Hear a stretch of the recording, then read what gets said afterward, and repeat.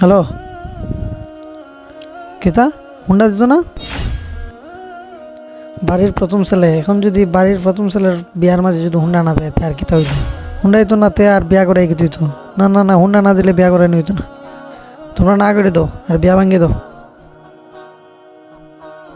কিতা ওরা বাতিছে কিতা মাতলে মোবাইলও দেখলাম বিয়ার বিষয় নিয়ে কিতা চাইছস? আরে চাচা, আমার একমাত্র বাইরে বিয়া করাইতাম। এখন যদি বিয়ার মাঝে হুন্ডা হই না দিল তে আর বিয়া করাই লাভ হইল কিতা? বিয়া কিতা প্রতিদিন হইব নি? এটা লাগে না করেছে, বিয়া করাইতাম না।